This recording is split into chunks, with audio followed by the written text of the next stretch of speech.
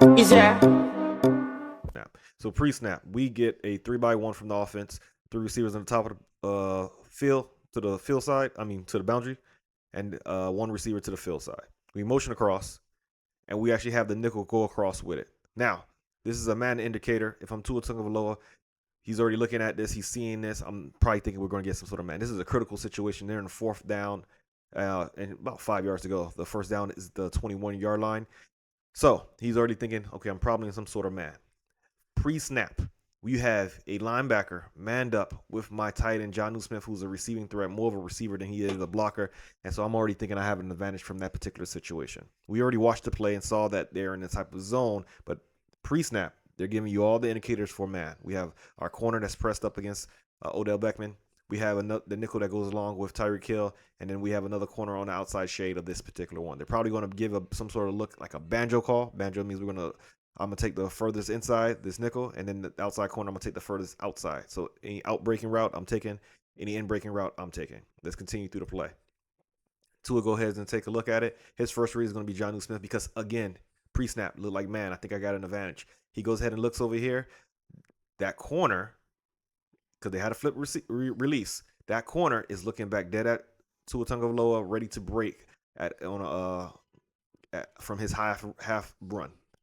So in this particular situation, Tua holds the ball, decides not to. He comes to the second read, which is Odell Beckham. This linebacker is driving on that ball because he's the hook curl player. I get a curl, he's driving right onto it, matching that route. Tua can't throw that ball, especially on 4th down. You're going to lose on that, in most times in that particular situation.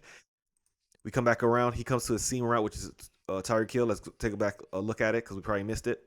He also obviously takes a quick release, beats this hook curl player, but the linebacker is matching anything up the middle of the field because our 2 safeties are giving us cover 2. They're going to split field of this half field players. Now this particular situation happens. Great job by this linebacker. I mean, he was 10 yards back, but running stride for stride with Tyreek Hill for the most part is pretty impressive for a 200-pound, 220-pound plus linebacker, which is a very good job. All right. Tua then has to come back to his 4th read. This is a pretty good job to Jalen Waddle in this particular situation. Ball is thrown, middle of the field, wide open receiver. How did this happen? Now let's go back and take a look at how this actually happened. All right. First read, man. Tua dissects it, realizes this is not man. Let me get to my second read. Now it's cover 2. Now you can see that he's looking at it, but that linebacker's running with it, taking the seam. So this is how we know we're in Tampa 2, Tampa 2, because that linebacker's running to the middle of the field. So Tua does have time because they dropped one of the defensive linemen to play the hook curl, as you can see right here. And that particular situation gives him more time because he's not putting pressure. Something I probably wouldn't have done. I'm probably bringing that 4, and I'm probably going to replace that linebacker with my nickel instead. Now, as you continue to go ahead and look at it, we can see that hook curl player right there from the nickel is playing too shallow because he sees the running back there, but you got a curl flat player from that corner outside. He can drive on anything. He should be getting more depth so he can actually get into that passing window of Jalen Waddle. And the defensive lineman, who's not really going to be somebody who's been in coverage multiple times, should be also getting more depth as well. Why are we playing grass? Get depth, play the receivers. I would even play zone match. That gives a clear passing window for Tua Tagovailoa so the ball can be thrown. Easy completion, 4th down, and they get into a position where they can now score. All right, so now let's look at it from the God view, the coach view. Tua's first read, tight end, not open, realizing this in some sort of zone, gives a pump fake. Now he comes back to that seam route where Tyreek Hill is going up in the middle of the field. He drops his hips, arms ready to throw. His eyes are looking, and then he comes back across and throws the ball, creating more of a window for that the lineman who, if he was a linebacker, probably would have been able to at least try to get in the passing window.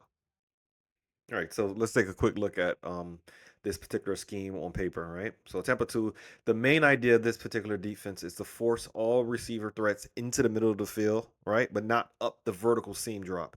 More so just into that hook curl zone to protect against it. That's why we have 5 defenders playing short and 2 deep.